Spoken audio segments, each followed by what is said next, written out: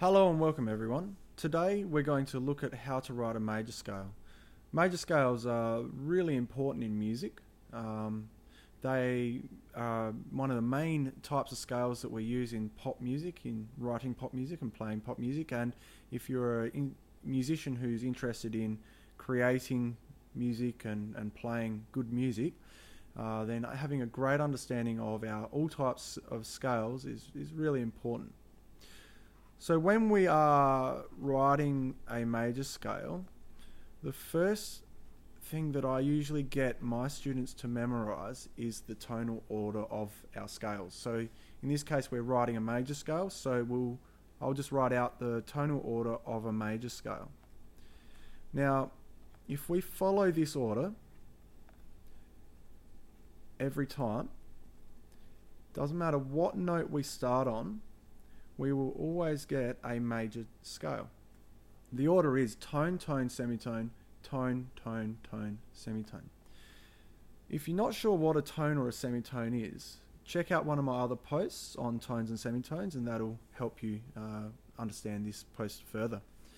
So once we have our tones and semitones in order, what I then get my students to do is write out their major scale. Okay, so what we need to do is we need to place all of the notes across the stave on the stave line. Okay, so for instance, if I start on the E line, I then proceed to write my notes out going line, space, line, space, line, space, line, and then space. Okay, so we're starting on an E line and then finishing on the octave E space. Now we're going to write an E flat major scale today. So I'm going to start by putting in my first accidental. We'll make that a bit neater. Let's try that again. So there's my E flat. Okay. So the next step that we need to do is to place our tones and semitones in between each of these notes. It's just a way of double checking that we have everything in order. So here we go. I'll place first my tones. Okay, tone, tone, then semitone, tone, tone, tone, and semitone. Notice that I'm placing the tones and semitones in between the two notes, because tones and semitones are intervals and we need two notes to create an interval. Right. Now the next step is to check each of these specific intervals and ensure that each note is in fact a tone or a semitone away from the other note. So now that I have an E flat, if we look on a keyboard, E flat to F is a tone. Okay, so we don't have to adjust the F note here. We then have F to G, and that's naturally a occurring tone as well, so we don't have to adjust anything there either. Then G to A. G to A is a tone. So if we want a semitone, we need to reduce the size of this interval. And we do that by adding in a flat sign. Okay, there's our flat. So by creating a flat, we've pulled the A down to the A flat, which is now a semitone away from G. Then we continue on A flat to B natural. Okay, A flat to B natural is greater than a tone. So I need to use a flat to reduce the size of that interval.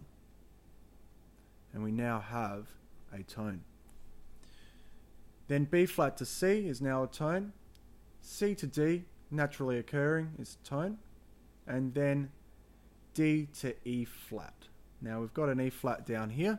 We'll just place another one up there just to make it clear. So there we have an E flat.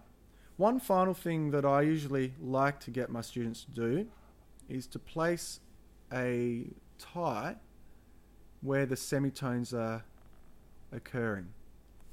Okay. Now you notice in a major scale there are two semitones. A lot of the scales are like this.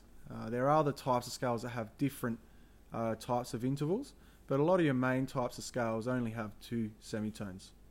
Okay, and finally, what I would suggest is to double check your final interval.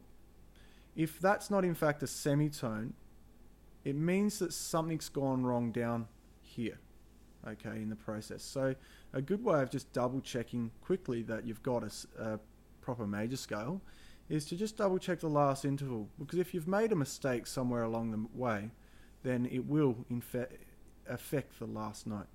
Okay, so that's how to build a major scale. It's a good idea to not only learn how to write out your major scales properly, but once you've done that, start learning them on your instrument. Okay, applying different rhythms, so we can start off playing it slowly with semi-breves, like I've written here, but then we can turn them into crotchets or semiquavers, or all other types of rhythms. Okay, and it's very good practice to actually play these in different ways. Okay, so that's all. Hope you've enjoyed the major scale. I'll see you later.